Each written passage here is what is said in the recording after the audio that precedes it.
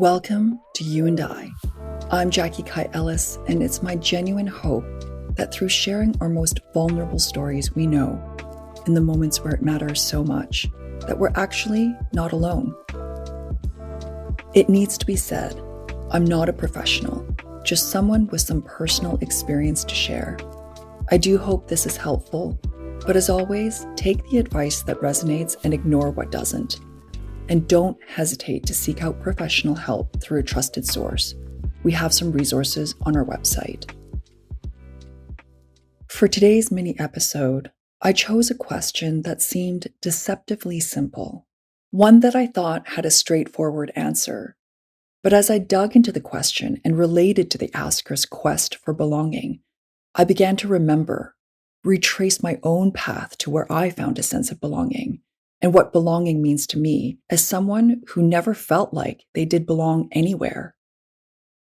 They write, as someone who is bi-coastal, having an identity crisis. Question, can someone maintain allegiance to both cities or have to choose one over the other, feeling divided and conflicted? We got this question over Instagram, but we keep our askers completely anonymous. So I've decided to name you Placeless. Thank you so much for your question, Placeless. When I first got this question, the answer seemed deceptively simple. Well, yes, I wanted to say, of course you can have an allegiance to two cities, 5, or 100 if that makes you happy. Why not, really? But I wondered if, as someone who has never truly felt a sense of belonging to a city, perhaps I didn't understand the complexity of the question. While I've felt an admiration and appreciation for many cities, I've not had the privilege of feeling so attached as the asker has, so fused with a place that I could consider it to be me.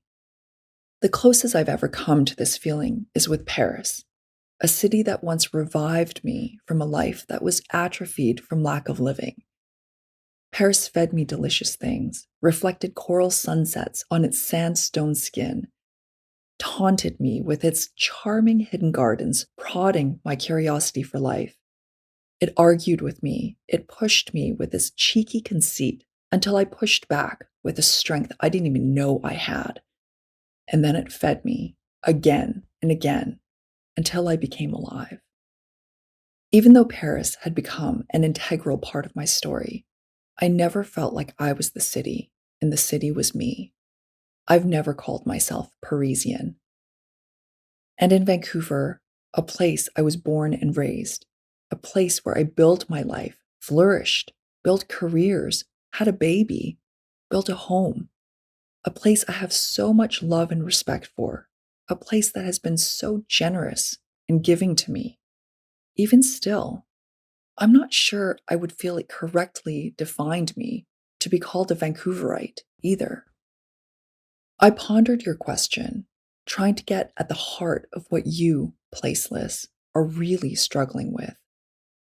I wanted to ask you, who is it that's asking for this allegiance? Who is asking you to choose? Your friends? Your family? Your sports teams? I imagined that perhaps you were trying to find that sense of home and didn't know if it could be done without total and utter loyalty. Like how some choose to be with one partner because of the depth that can be built through the experience of monogamy. I wondered, is this need to choose one city coming from an external pressure to conform? Or is it a desire to put down roots and experience a home fully without the distraction of a what if, a wandering eye? If it is the latter, then it might be a choice you make because you desire what can flourish from it. But I still don't see it as a choice that has to be made. If I were to guess, I suspect that the heart of the question is not so much about where we live, or even the ever-present question of identity and our attachment to labels like West Coaster or East Coaster. I suspect that, at the heart, it's about our deep desire to belong. Growing up in one of a handful of Chinese immigrant families in a predominantly white community in the 1980s, I've always seemed a stranger. As a child going to school, I remember feeling as if I lived a double life. My family spoke an entirely different language. They were louder, more boisterous. We ate foods that smelled different and took on different shapes and textures than those of my friends. We ate congee with pork floss or fish with fermented black beans out of a tin, while they ate spaghetti squash and cheese with apples. There were words in my vocabulary that didn't exist in English, and ways of expressing myself that didn't translate to Cantonese. The person I was growing into in the outside world didn't always have a natural place at home. And the person I was, the place I came from, didn't feel welcome in the world either. So I'd hold those parts of me in separate arms until they grew strong, but so tired. In high school, I wanted to belong to something so badly, as most do at this age. I tested out personalities, taking ideals to extremes, went through a grunge phase and then a rap and hip hop phase, which now serves to delight my husband when I pull out all of my 90s music expertise. But in the search to find belonging, and at the time specifically belonging to, quote, white culture, I believed that I needed to divorce myself from my Chinese roots. So I dyed my hair blonde, wore blue contact lenses, stopped speaking Cantonese entirely, and rejected almost everything Chinese that I could in a violent and even disrespectful way. Now, there were much deeper issues that I won't get into at length, as it might not be relevant to your question, but it should be mentioned regardless with the intention of telling a true and real story. I think I divorced my Chinese culture so aggressively because I had felt and witnessed small, almost imperceptible daily acts of racism, so subtle that as a child, I could barely make out the wrongness of it or make sense of it all on my own. I think unconsciously, I just didn't want to be on the side that felt wrong. It took time to unravel the kind of subtle racism that slowly seeps into your fibers like a thick oil. And on the flip side, my Chinese culture seemed to be rejecting me for not being Chinese enough, whatever that was. I spoke Cantonese with an English accent, which was often ridiculed. When I went back to Hong Kong, my body wasn't slight and tiny like others, and I was told not to enter women's clothing stores and redirected to men's shops down the street. And you can imagine, as a teenager, this was mortifying. The subtle racism existed on both sides, and it became obvious that I was no more Chinese than I was white.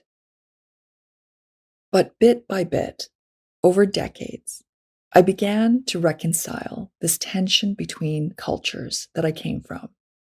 And it first began by seeing belonging in a very different way. I noticed that not belonging gave me a flexibility others didn't have, an ease in movement because I wasn't burdened by the usual boundaries of language, culture, or what was supposed to be delicious or not.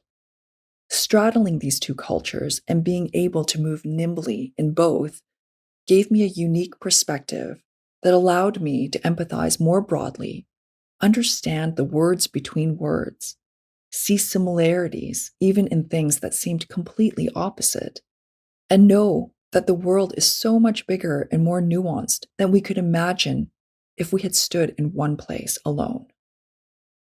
I began to embrace the wholeness of these halves, the unique mixture of who I am as an individual.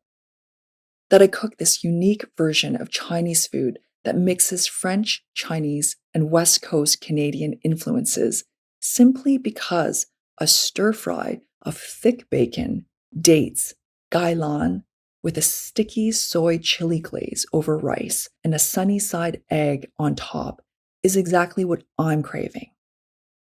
That no, though I didn't fully belong to either culture, I can enjoy living in both, that I live where I stand, wherever I choose, that I belong to both myself and I have the privilege of belonging to both cultures that I came from and belonging to many places if I choose. Because if this experience has taught me anything, we as people are so much more expansive and we exist beyond much more than just the cultures we come from, the titles we give ourselves, the cities we live in. I am the vast experiences I've lived, the perspectives I've seen, the empathy I can share, the things that make me smile, the lessons I've fought to learn, the joy I've learned to appreciate. These things are placeless, and they belong to me. Thank you so much, Placeless, for your question. I hope you got something helpful out of this. If anything, just know that you're not alone. You see, we all struggle. We all mourn, we all yearn, question, laugh, and cry. No matter our age, background, or titles, at our core, we're all not so different, you and I. In case you missed it in our last episode, check out our next month's question on our homepage.